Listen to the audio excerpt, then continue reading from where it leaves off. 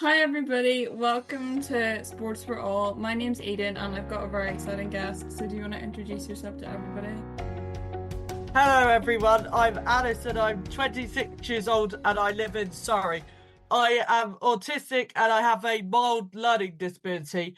I recently represented Special Olympics Great Britain at the Special Olympics World Winter Games in Turin, and I'm in the Special Olympics Surrey ski race team. My other passions are autism advocacy, horticulture, and women's football. I support Chelsea Ladies and the Lionesses. Amazing, thank you, Al. So excited to have you. So let's go back to where it all started. So do you want to tell us a bit about your sports background, how you got involved, and what that's kind of been like growing up? Yes, sure. When I was a child, I tried a range of different sports in mainstream groups, and I always had struggled cognitively, physically, and socially. I enjoyed going on bike rides with my mum and sister, and the one sport I enjoyed and did okay in primary school at was cross country. After playing football with my neighbours, I enjoyed it. I said to my mum I wanted to play football. My mum found a disability football team and I really enjoyed it. And I was able to do well in a sports team for the first time.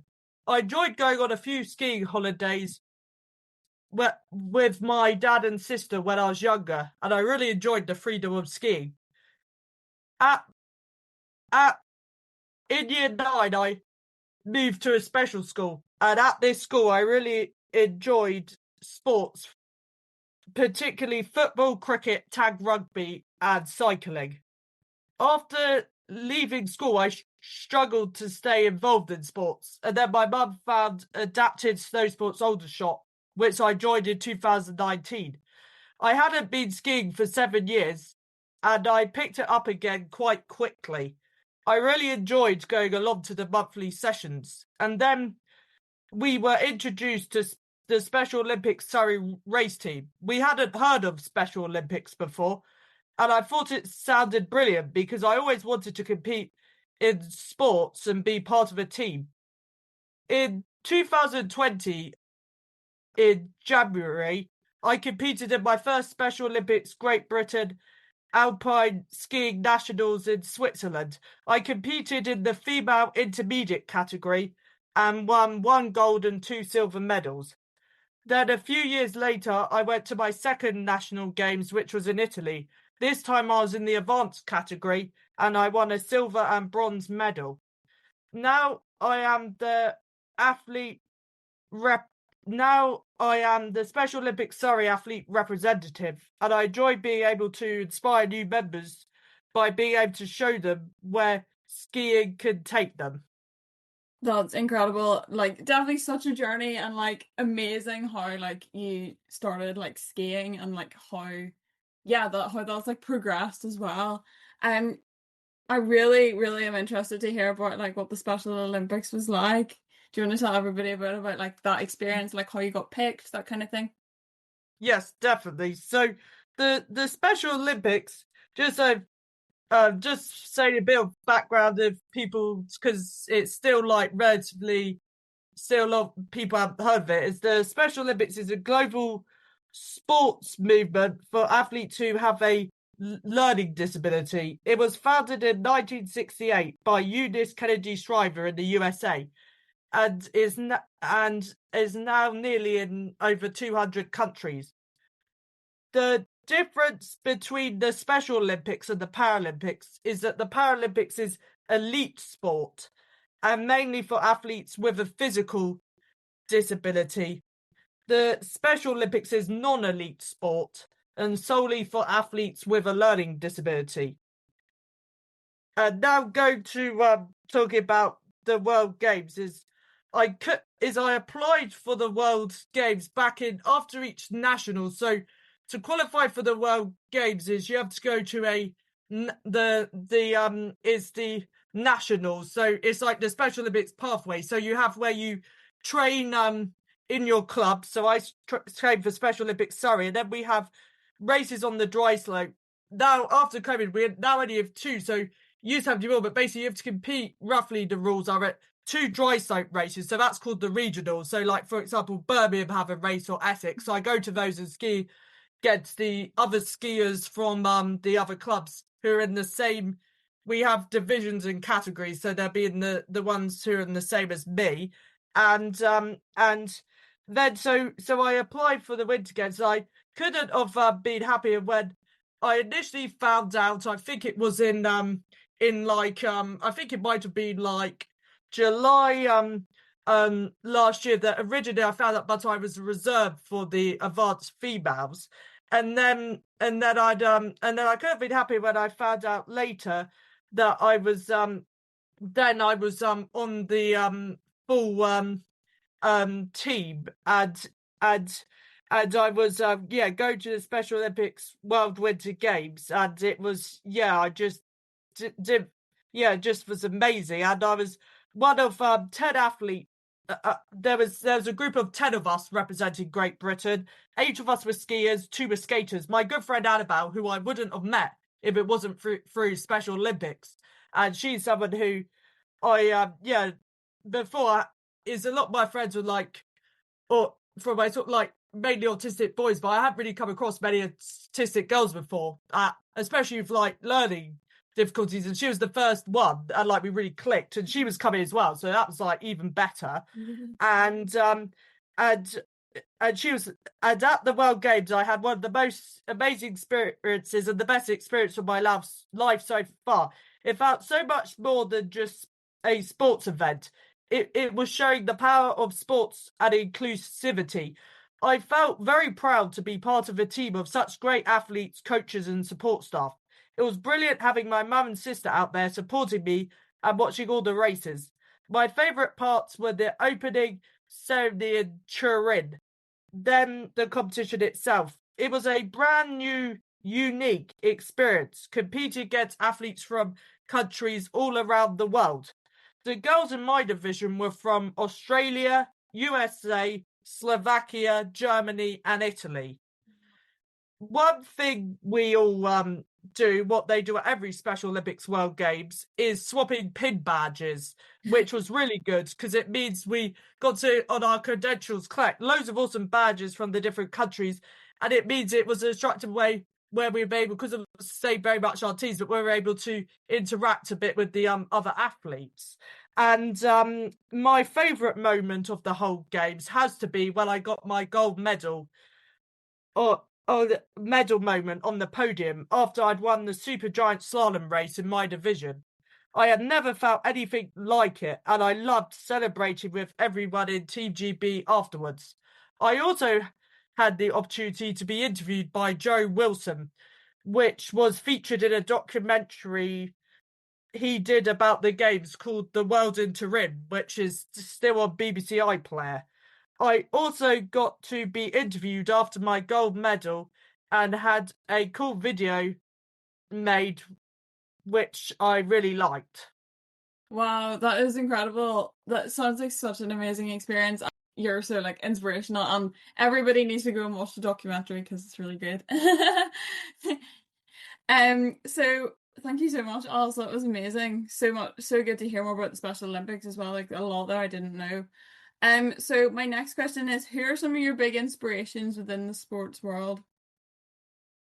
Is my inspirations is I look up to and have a number of favourite footballers who play for the Lionesses and Chelsea Ladies, because one of my big passions, particularly in the last, since like when I listened to Alex Scott's book Count Up to Be Strong, is I particularly got big into women's football. So they're them. So Lioness Chelsea Ladies. So Lucy Bronze is currently the biggest inspiration to me in women's football. After she announced, just when I got back from the World Games in April during Autism Acceptance Month, that 4 years ago she received a diagnosis of autism, she's diagnosed as she's autistic and also has ADHD. And before this, I hadn't been able to particularly relate to many autistic girls because, like, I'm very sort of like sporty and like I've read a lot of books. related to in a way, more like, but not really like hobbies and interests sort of side. So and I could relate to her because her main passion is football and sports in general, and she also likes Marvel, and they're two like main parts really does main sort of interest in my life outside sports and gardening. So which is the same as me. She found talking groups when she was young very difficult. That's like the same as me, like in mainstream vibes, I didn't say much. It wasn't until I've been in things like Special Olympics where I've been able to, speak to people. And the other athlete who really inspired me is Kira Byland, because Kira is a fellow Special Olympics athlete, and she has a mild learning disability like me. Because obviously, in Special Olympics, there's what makes it really amazing, brilliant. Is there's like obviously there's a wide range of learning disabilities, and she's similar to me, and she competed in the World Summer Games in Abu Dhabi back when she was quite young, and she got 3 gold medals in cycling, and since then she was inspiration to me because she studied level 3 sports, and I studied horticulture at college, and she's a coach, and she's now very like high up in Special Olympics GB and in Special Olympics International. Like she was at the World Games in Turin, being an athlete leader at this program. What they now start was like for adults and children with more profound disabilities, and she's part of that. And it was the first time in the media I saw someone who I feel like I could aspire to be like, because it was like achievable. Because I thought, yeah, I could join Special Olympics and I could do sports I'm good at and do leadership where I help people I want to help. And yeah, that's who I look up to. Yeah, I love both of those examples, and I think like people like definitely are gonna like look up to you as well, like when they're listening to this. Yeah, Yeah. and I so agree. Like I think it's so important to like see like young women, like women who like you really relate to, and then you actually like helps you to feel like you're actually like able to do that stuff. Like it's so important. 100%. So my next question is, what skills have you learned from being involved in sport, and how have they helped you like in your life, but also like with your advocacy as well? So yeah, so the skills I've learned from being in sports is it's like given me so much confidence, and I've learned from being in sports setting myself achievable targets, striving for the end goal, improving overall fitness, not giving up. It's also given me the opportunity to improve my communication and team working skills. It has also given me a platform to advocate for autistic people who have learning disabilities, and it feels like a place where I belong and feel confident. And like when you're really confident, you can do great things.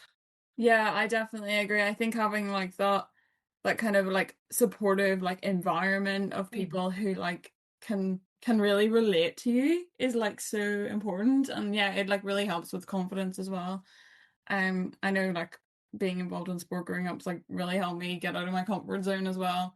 Like you Yeah, kind of just have to, like you don't have a yes, choice. yeah, You kind very of like true. just like pushed out of it. So yeah, it's definitely really good. So my next question is, what have been some like challenges that you faced, or maybe like other young people that you know faced getting involved in sport, also staying involved? I feel like that can be a bit of a thing as well. And do you have any advice for like how they can overcome these challenges and barriers? Yes, so I faced many barriers, particularly when I was younger in sports, because like a lot of mainstream groups and stuff I was sort of excluded from, because like stuff like cycling for efficiency, because they said like I was I think they said I was too unsafe on the road, or like tennis I couldn't keep up with the others. So I'd say a barrier, I would say I would say this is I'd say is like for people like similar to me, a barrier for young autistic people who also have a learning disability is being able to find groups. Because if you're in a situation where, like, because I sort of on board with it where when I was young, because we thought, didn't know, so I was always tried to be in major groups, and for people like me, or sort of like below, like if that isn't an option, then it can be a really barrier to find groups, and because like it can sort of feel a bit of like a desert where you lived, or like there might be stuff around but you might not have a clue they exist. Like there's only a few Special Olympics groups in my area, but the few that there have to be, we didn't even know that was um around. And I'd say is it so, so autistic people have a learning that's specifically designed for them because they're few and far between. There are groups, but it's just hard to find them. So your parents or carers will need to go on a deep dive. Yeah. And the advice I would give to any young person is to try and find different sports until you find the right one. And I guess like also with sports, like you were saying about like when people is like, staying in sports, like when you get older, especially I've noticed less in sort of disability sports, but more in general sports is what's, I think, for any person, even if they're a young person and they're not, say, particularly good at sport, is that like all like at an elite level, there's not really groups for people who just want to do sports. And I think that's definitely a big barrier. And that's what I like about the disability sports, as it were, because like with Special Olympics, like particularly you don't have to be especially good. Like for example, when I started skiing, I was still in so proud because I'd done it since I was still young and I'd only got up to that level. But you have different categories like intermediate, novice, advanced, and you can work your way in. But so I'm very lucky, really, that I've got that, and that also there's no age limit on it either. It's more like sort of when you choose, when even in like mainstream skiing, if you're in that, like most people, I know a few people in it, and they have to like retire when they're 19, and even it's very if you carry on. But I'd say it's just like, don't give up and try and find something what not, you don't even need to be good at it, but something you feel you can do, you feel good in that group, you feel, and then I'd say that is just check I got it. I'd say that that's definitely the advice I'd give. Yeah, that is such good advice. I think like just finding something that you really like as well, and like Mm. Yeah. even like if you're like you feel like you're too old to start it, like just go Mm. for it. Like just give it a go. Like 100%. Yeah, you never know where it will lead you. yeah, exactly. Amazing. So you've already given some good advice. But to finish us off, what advice would you give to a young person who like wants to get involved in sport, but who is maybe like struggling with confidence? Is I would say the advice I would give is to just go for it. Even that can be really tricky. Sometimes the hardest part is just actually getting yourself to do it. And then when you do, like, take every opportunity that comes your way. But also what feels right for you. Like, don't put yourself in a situation where it's gonna not be. But you do have to push yourself um a bit. But like know that balance, and you never know where the opportunities will lead you. Like, don't try and fit in or just go down a mainstream route if that's not right for you. Like find clubs that are inclusive and where you feel like you can be yourself. And I found that while I'm in an environment that suits me, I can be very confident, and I think that's pretty much I feel like most people, like if someone feels like they belong, then they can be themselves and that's where they're going to thrive, and that's the same for anyone. Yeah, I definitely agree. I think it's so important to like find your tribe and like find something that works like really well for you. And like you were saying, like I feel like a lot of the time you like don't hear about these opportunities and sometimes like No. it can be hard, but they Yes. are out there. It's just like doing a deep dive and trying to like find them is like so important and finding something that works for you as well. But yeah, just taking that first step and like trying, and then if it's not for you, then finding something that works better is, yeah, definitely. Amazing. 100%. Thank you so much, Alice, for coming on. It's been so good to have you. So inspirational. I've loved chatting. So yeah, thank you so much. You're welcome. Thanks for having me. And yeah, it's a very good podcast. We'll have to get you back on sometime. Thank you so much for listening to my podcast. If you want to connect with me further, you can find me on LinkedIn at Eden Byrne, and be sure to check out all the other amazing podcasts on Be the Change Media Network.